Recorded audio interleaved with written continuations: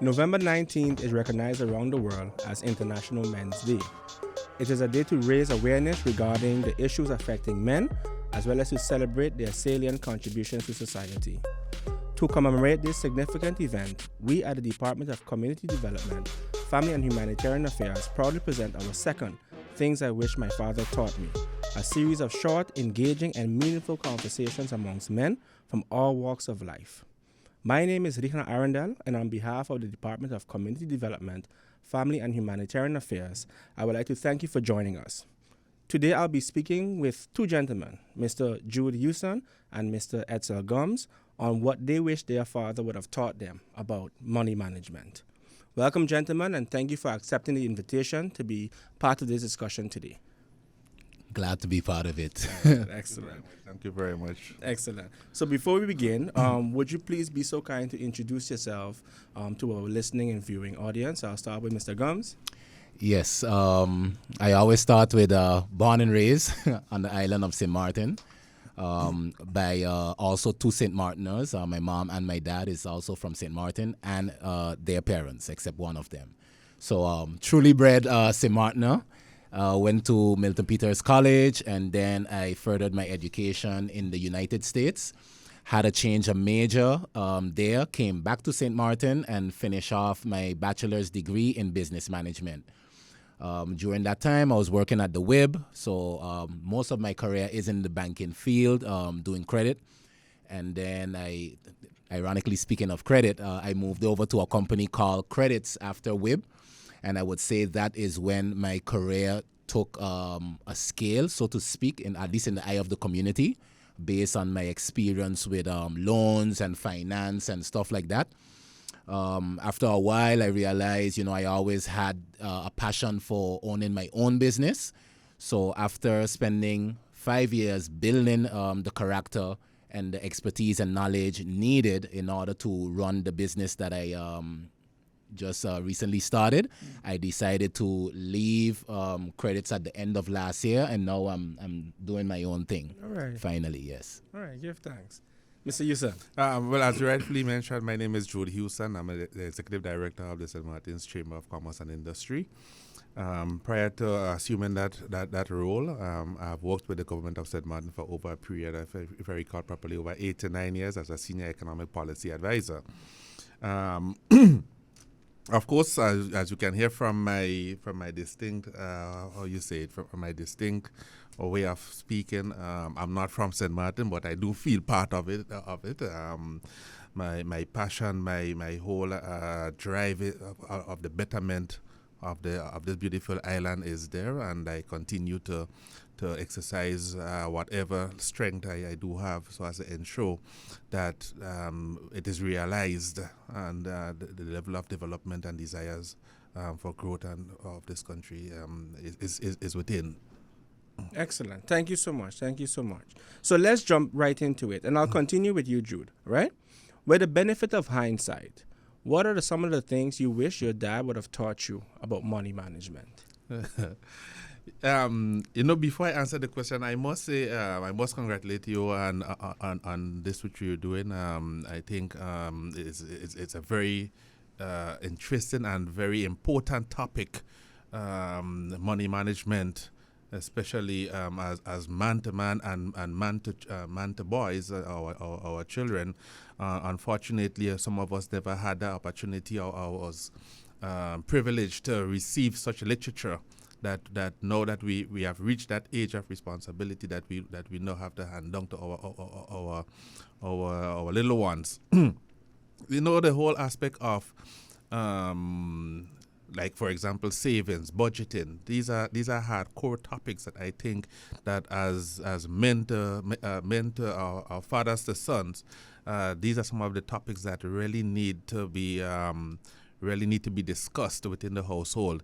How to manage your finances, how to save, because as we speak, I recall just a couple months ago, the central bank came out with a survey, an exit survey which they conducted, and it was realized that persons, the financial literacy within our society is really lacking. So and that shows that implies that it really and truly wasn't given at an early stage, so that it could have been practiced now.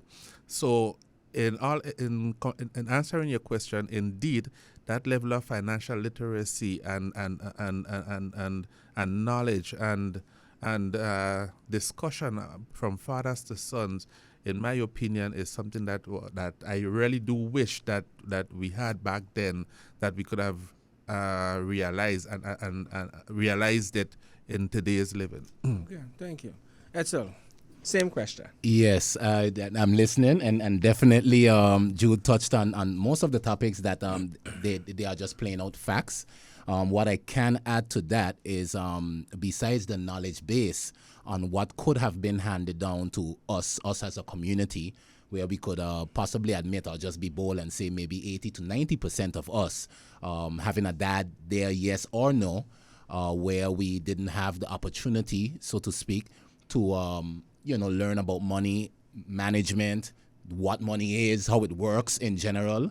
But besides all of that, I also understand now that the mindset behind money and the emotion behind what you think about money also plays a big role in the way you actually treat it as a product and as a tool, is also detrimental to the knowledge base. So I've seen many times where persons understand budgeting, they understand putting aside money and stuff like that, but if they don't, tie it to a mindset and get rid of things like emotional spending, so to speak, or having the discipline to save towards financial goals that they may have, then you may have the knowledge, but then without the mindset, then the knowledge is practically dead. So a combination of the two, I would say, is very important, which should have been passed down to us as a community. But I would say, hence, we do know that we come from a culture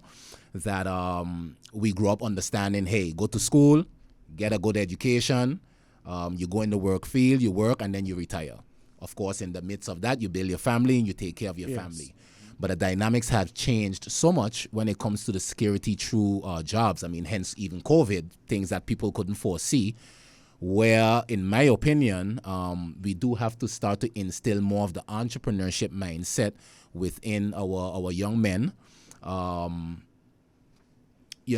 because managing money isn't only a personal thing, but if you understand how to do it on a personal level, then you could carry those same qualities over and have a head start while running business. You may have a skill doing business and a very good business plan, but again, that one skill, if you don't know how to manage money or have a healthy emotional tie to money, then it's a wasted business idea as well, in my opinion.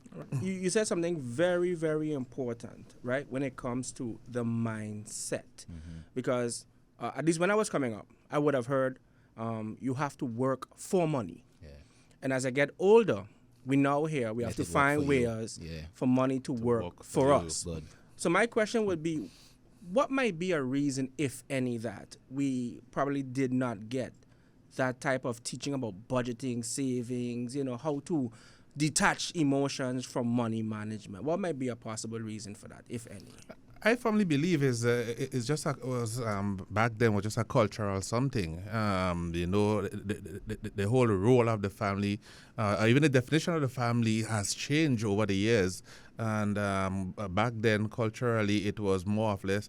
For example, as you mentioned, we were taught to go to school to get a job. We were never taught to go to school and see how you can create a job. And that is what is being preached now. For example, in my line of work now, I have been, for example, advocating to the young ones between the age group, let's say 14 to 19, that if you send out, let's say, 5 application letters and you get 4 coming back saying no vacancy, what do you do next? Will you sit down and wait for the 5th one? No, you should start thinking of, no, I probably should engage a chamber or probably figure out how I can start creating my own level of employment, how I can create my own business. As we're on the topic, I remember my school days. there was this one gentleman. That time Juicy Fruit and Winter Fresh just came out. And every morning he will pass around with his school bag at around minutes to 8 in the morning. Juicy Fruit, Juicy Fruit, Juicy Fruit, Juicy Fruit. And he's selling his Juicy Fruit.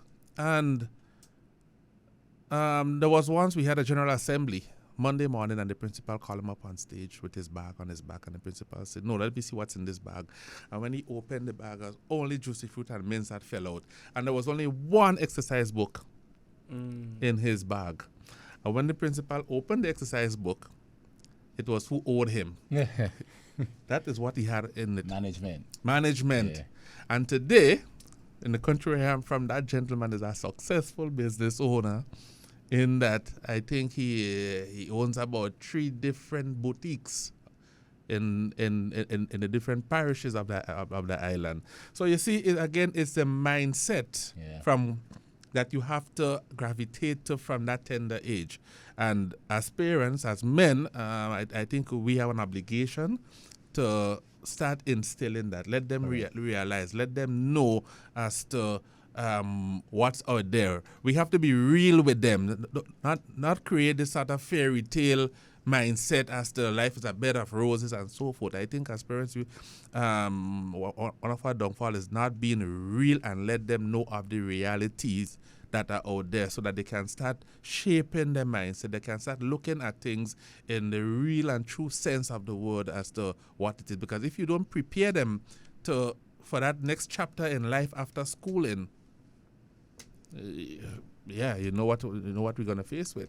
And what you're saying is so important, because we live in an age of instant gratification, right? We live in an age of consumerism, right? Very sophisticated marketing strategies are being used to sell products and services, right? Just to pedal back on what you said earlier, Edsel, what are some of the ways, ideas that persons can, use in order to detach emotionally when it comes to money and spending? What advice would you give? Well, I would say first coming to the realization that you do have that emotional issue with money. That comes from your experiences. You pedal back on the times that you had a plan, whether it's to buy this shoe or this pair of shades or this PlayStation or whatever have you. And on the journey to saving, you realize you end up spending it here and spending it there, and you go out here and you squander it. Most people could at least remember 1 or 2 times that they did do that.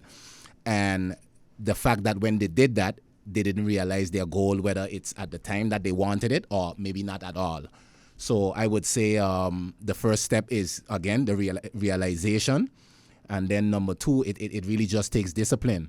And discipline, you don't have to practice it with money per se, because discipline to me, it's a brain muscle that goes across the board, that once you have it, it's just spread across most of your habits.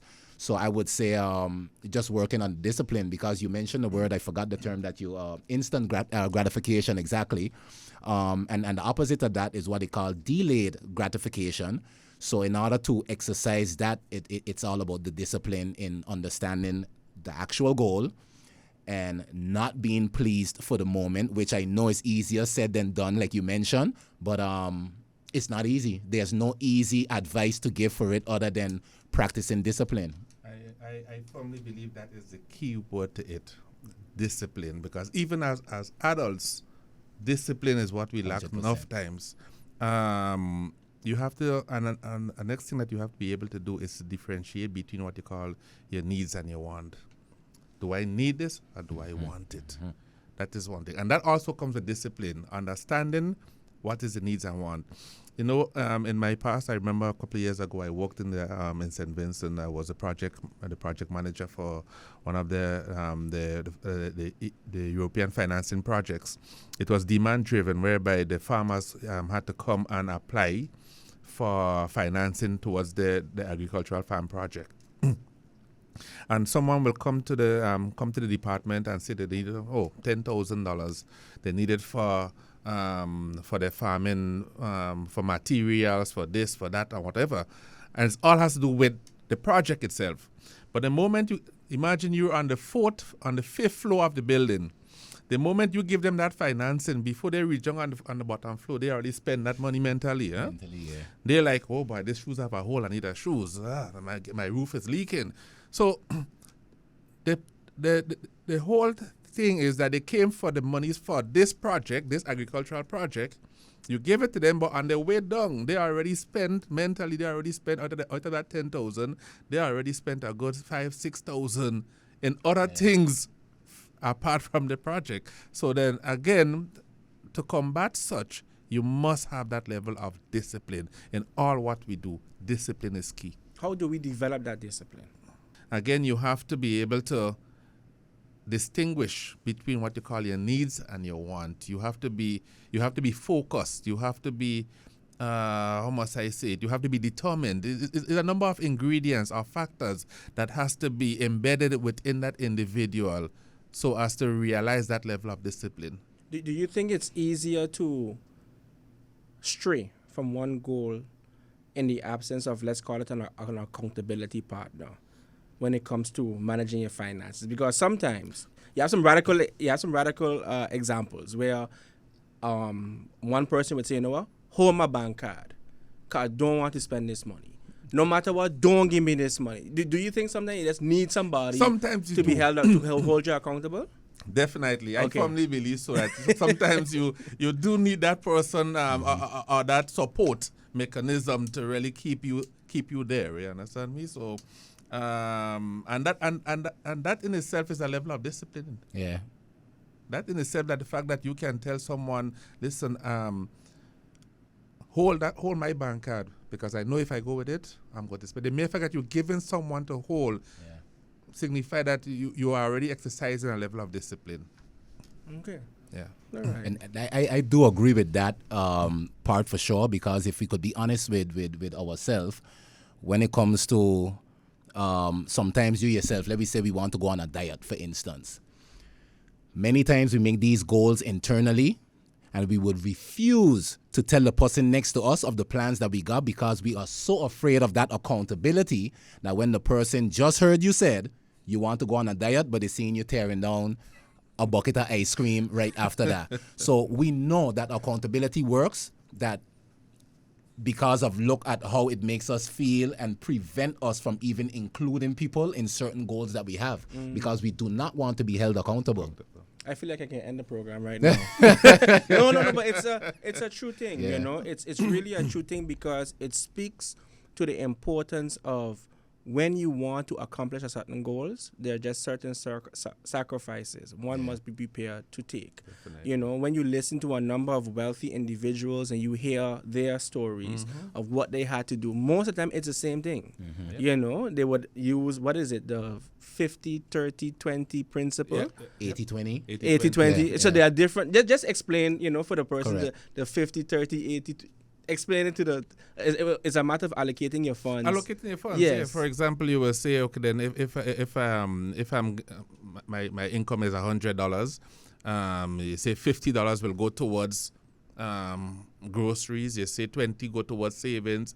You have another 30%. You can put 30%, 10% towards transportation, and you have another 20%.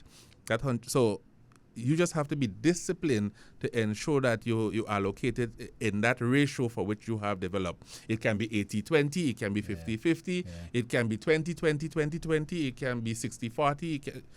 You as an individual will have, as individuals, we have what I call unlimited wants and needs. So you will have to, within each individual, you will have to distinguish as to how you want to format the ratio of your income. Everyone can have it different. Again, you can have the 80-20, you can have the 60-40, you can have the 40-40-20, but of course it must be up to 100. What would you say to persons who are probably on a modest income? I was just gonna cut off. Imagine that though. Imagine that. So let me just jump on that one time. So I was gonna say it's easy to refer to this 80-20 rule. You know, you use your 80 on the things that you have to do and always put aside 20 for yourself.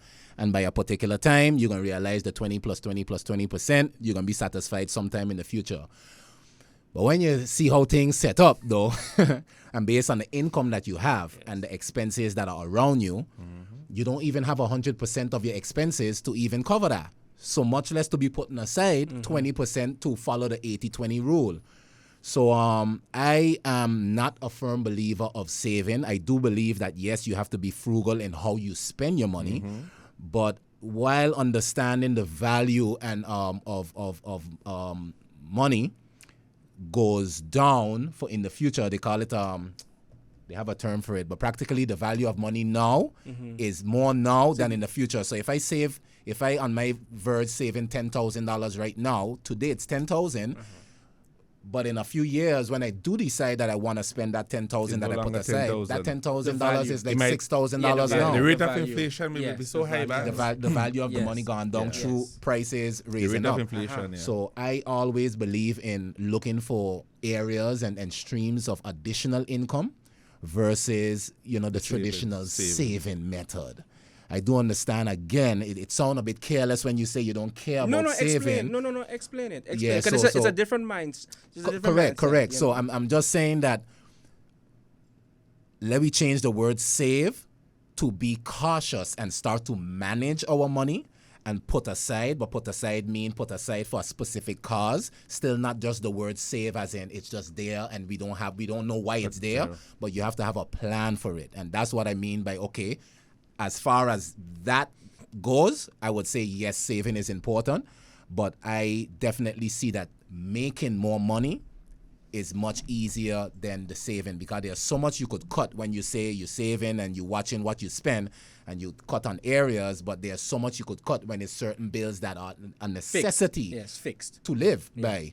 So I always say, and I see people on social media complain all the time, raise the minimum wage and do this and do. When you raise the minimum wage, the person who paying you is a business. And business, traditionally, what they do when they go through more expenses, they raise the prices. They raise their prices to accommodate for that. So yes, you can have a little bit more money in your the salary account, but then now all the prices around you just raised. So it's just balanced out every same thing again. So I always say, please just try to find ways on making more money. Every time we complain about everything we got to spend. That was someone else with a different idea finding out how to get your dollar. There's ways to find out how to get their dollar as well in a legal way. And as you mentioned that, it's one of the things that I have been telling persons is that persons always complain, cost of living is high and the government are doing this or this and that. I firmly believe that you as an individual have to start taking responsibility. Thank you. You as an individual have to know your means. You have to know what is your range. The only so I firmly believe cost of living will decrease is when you start taking that responsibility on your own. When you start saying to yourself, look at my GB bill. My GB bill is 500. What can I do? What can I do as an individual to reduce it to, let's say, 450? Should I burn all? Should I may have to look at, probably instead of having two bulbs in here, probably I should put one. I may have to look at certain period when I have to open my windows instead of burning the AC. You can look at your food bill, for example. You might say, okay, then how can I substitute? Do I want to eat the basmati or do I want to eat the Uncle Ben rice? You as an individual have to make that choice as an individual as to how you can make things better for you. And if you don't do that, if you don't start making such provisions, then the cost of living will always go up. I remember the days when my mom told me that she remembered a tin of sardine was 20 cents. Yeah. You think it will go back to 20 cents? Yeah. No, it will never go back to 20 cents. It might go up to probably $3-4 in the next, if you haven't reached there as yet, it may just keep going up. So you now have to start making provisions. Either you find avenues to make more money, or you find avenues as to how you can reduce your current expenditures and let that money work for you. All right. I like what you said. We kind of winding down right now, right? But I like what you said when you talked about seeking additional sources of income, right? And I want to tie that with the story that you told us about the gentleman in Mr. Juicy Grenada. Fruit? Yes. Mm-hmm. So he recognized that he had a skill, and he was able to convert that skill, right, into an income, right? But how do we get, let's say, young people, right, to get hip towards starting their own businesses? Go ahead.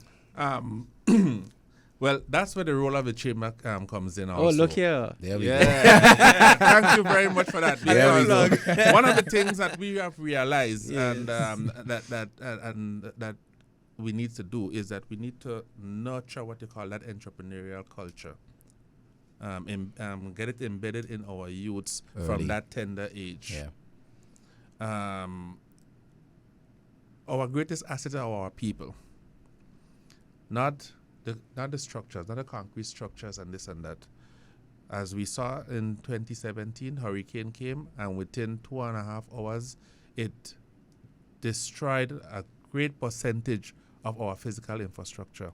What it did not destroy was the mindset, the skill, the knowledge, and the way of life of our people. Yeah. So that means we now have the responsibility to nurture within our young ones.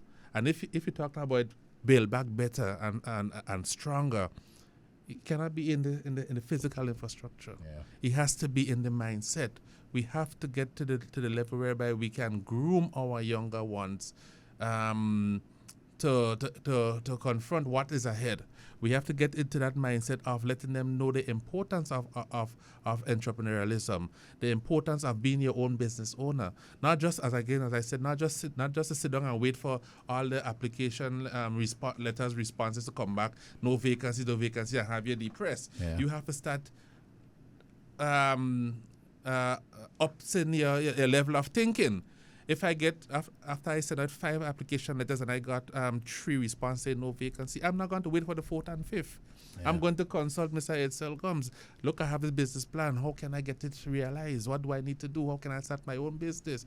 And that is the level of mindset that we have to get our people on. Okay. And once we do that, believe you me, we're going to see the prosperity and the resilience of our society. Thank you. All right, gentlemen. Unfortunately, we're coming down to the end. Yeah. So just enough time for the closing remarks. So, Edsel. Yeah, I just wanted to reiterate on the last important points of basically, in a nutshell, what we mentioned, starting with budgeting. Most people don't even know what, I could even include myself at 2 years ago. We don't even know what we spend on items. If you ask me, or when people filling in a loan form, how much they spend on food or how much they spend on XYZ per month, we don't know. So it's difficult to even refer to the saving, refer to it, because we don't even have an understanding of what we have and what we need to spend. And unfortunately, our goals as well, and I can't say our goals because it seems like there is not enough goals. And then without a goal, then there's no need to budget. There's no need to save. There's no need for any of that. We spend and we live today for today, like we're learning on some of the platforms and things that coming out there as if it's the thing to do. But we learn to live today for today. And if a miracle happens through government or something like that, then we could have an opportunity. But if until that day comes, there's no opportunity. But I must say, over the last, since the hurricane, sometimes we just need a little slap to wake us up. Since after the hurricane, the community did change the mindset in the sense of, listen, I think is enough. I sick of working for this one and that one, and I want to own my own thing. But that's just step one. Now it's that mindset. It's really on the opposite end as an employee, and now we have to really turn it around and really start to establish business man and business woman mindsets. Okay. Thank you. Yep. Jude. I don't know how much more I can say from what Mr. Edsel mentioned. Yes. He's right on track. All I can add to it is that just be mindful that no matter what we do, the key word here is discipline. Always set your goals and stick to it, and exercise that level of discipline. Yes, there will be times when you may want to stray and just be mindful that you have a goal. It's just like the goal could be, how can I get to surgery? How can I get to Dutch Quarter? Might be the goal. There might be different avenues. There might be 80 Illich Road, there might be Soccer Garden, but the ultimate goal is to get there. So you just have to be disciplined on getting there and set your goals. All right. Gentlemen, thank you so much for your time. And I really enjoyed the conversation. The time went very fast. But hopefully that's we enough. have to allocate something for the future again for sure. All right, good. So on behalf of the Department of Community Development, I would like to thank you for sharing your time and your reflections with us. And like what we just agreed, this should not be the last time. So expect an invitation again. Correct. And to our listeners and viewers, thank you. And we look forward to seeing you the next time. Have a great time.